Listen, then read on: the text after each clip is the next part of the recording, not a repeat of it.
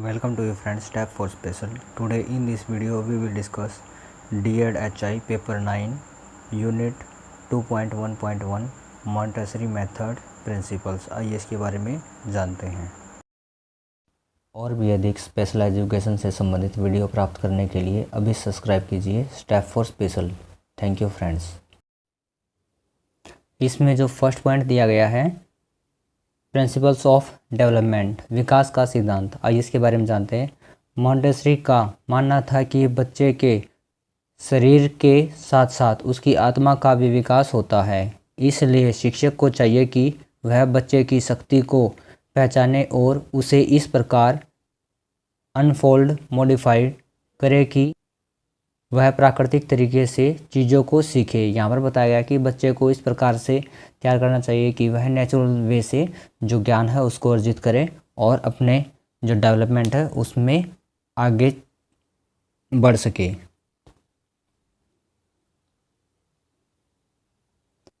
Maryam Montessori का यह सिद्धांत विवेकानंद के द्वारा दी गई शिक्षा की परिभाषा को सार्थक करता है, क्योंकि विवेकानंद जी ने कहा था कि संपूर्ण ज्ञान बच्चे के मस्तिष्क में ही विद्यमान रहता है, जो कि एक आवरण से ढका हुआ है, और शिक्षा इसी आवरण को हटाने की प्रक्रिया है। यहाँ पर बताया गया है कि जो इंडियन फिलोसफर रहे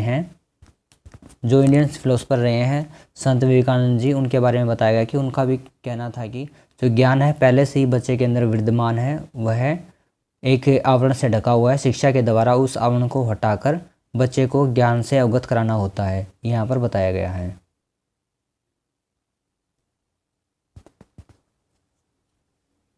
अब जानते हैं इसका second point, principle of freedom, आज़ादी का सिद्धांत।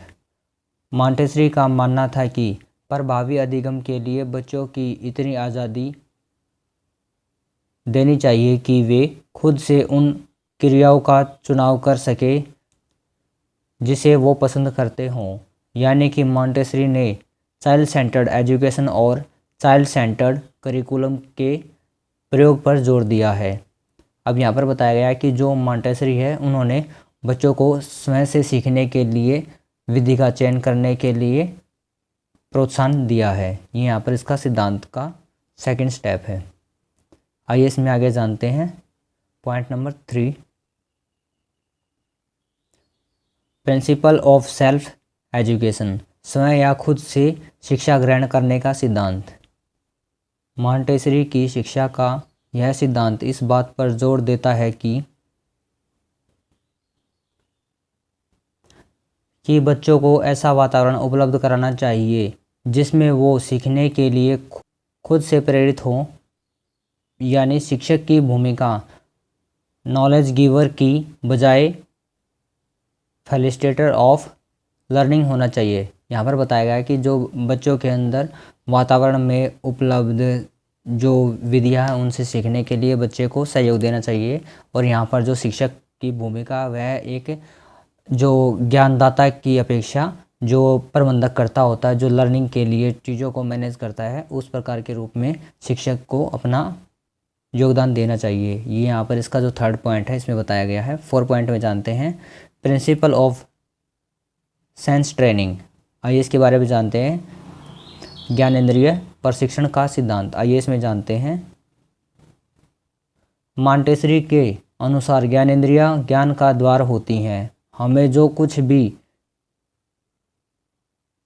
कुछ भी सीखते हैं, जो भी ज्ञान अर्जित करते हैं, वो इन्हीं ज्ञानेंद्रियों के द्वारा करते हैं। और शिक्षा में भी हम नई नई तथ्यों को सीखते हैं, जिसके लिए ज्ञानेंद्रियों का सामान्य होना आवश्यक होता है।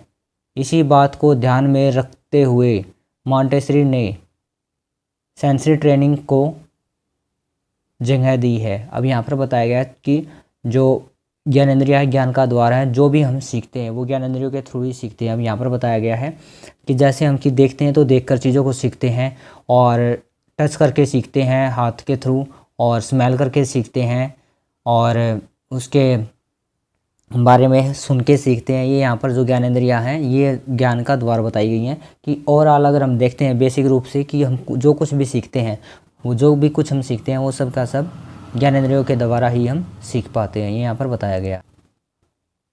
5th पॉइंट दिया गया है प्रिंसिपल ऑफ मोटर एजुकेशन। आइए इसके बारे में जानते हैं। गामक विकास भी शिक्षा का आधार है, क्योंकि साक्षरता कौशल के विकास के लिए जैसे लिखना पढ़ना कैलकुलेशन करना होता है। यहाँ पर बताया गया है कि जो साक्षरता विकास के लिए जिस प्रकार से लिखना पढ़ना कैलकुलेशन करना होता है, गामक विकास का होना है। अगर बालक में गामक विकास नहीं हुआ तो उसमें pencil holding skill, clay working skill, eye hand coordination, बैठना आदि क्रियाएं सही से नहीं कर पाएगा। इसलिए मॉन्टेसरी ने एजुकेशन में मोटर एजुकेशन जैसे मस्कुलर ट्रेनिंग भी करते हैं, जो पाठ्यक्रम में जगह दी, जिसे आगे चलकर बच्चा लिखना, चलना, दौड़ना, कूदना क्रियाएं सीखता है और आत्मनिर्भर बनता है।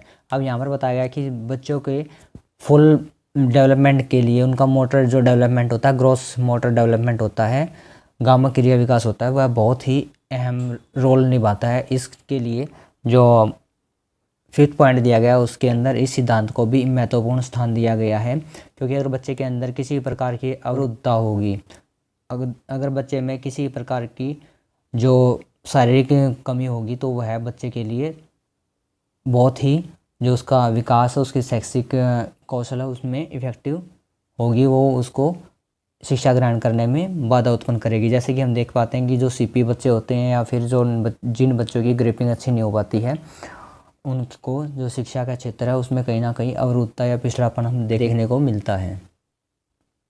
आइए इसमें जानते हैं 6 पॉइंट प्रिंसिपल ऑफ इंडिविजुअलाइजेशन, व्यक्तित्व का सिद्धांत। आइए इसके बारे में जानते हैं। मॉन्टेसरी का मानना था कि क्लासरूम में अलग अलग योग्यता वाले बच्चे होते हैं। शिक्षक को चाहिए कि वो बच्चों की व्यक्तिगत भिन्नता को पहचाने और प्रत्येक बच्चे को उनकी योग्यता के अनुसार आगे बढ़ने के लिए प्रेरित करे।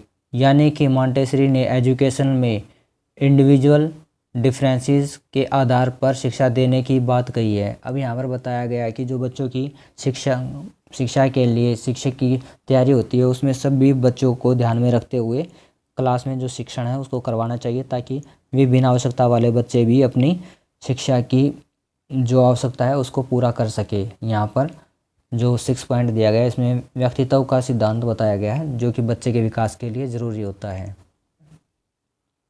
आइए इसमें अब जानते हैं 7 point principle of education according to child psychology. आइए इसके बारे में जानते हैं।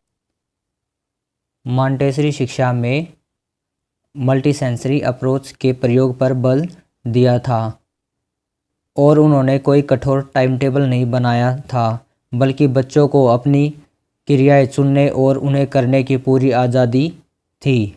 इससे हम कह सकते हैं कि मॉन्टेसरी ने एजुकेशन में व्यक्तिगत भिन्नता के साथ साथ बच्चों की रुचि को भी जगह दी। मॉन्टेसरी ने ऐसी शिक्षा व्यवस्था को विकसित किया जो शिक्षा को बोझ न समझे, उसे इंजॉयबल एक्टिविटी समझे। मॉन्टेसरी विधि बच्चों को तीव्र तरीके से अनुभव प्रदान करने पर जोर देती थी। यहाँ पर बताया गया कि जो मॉन्टेसरी मेथड है उसमें बच्चों को मल्टी सेंसरी अप्रोच के थ्रू एजुकेशन देने की बात कही गई है, और उसमें किसी भी प्रकार के टाइम टेबल को ना अपनाकर बच्चों को उनकी आवश्यकता के अनुसार और उनकी लाइक और डिसलाइक के अकॉर्डिंग बच्चों को शिक्षा देने का इन्वायरमेंट प्रदान किया जाए, जिससे बच्चे इंजॉयबल तरीके से एक्टिविटी करते हुए एजुकेशन को प्राप्त कर सके। ये यहाँ पर बताया गया है।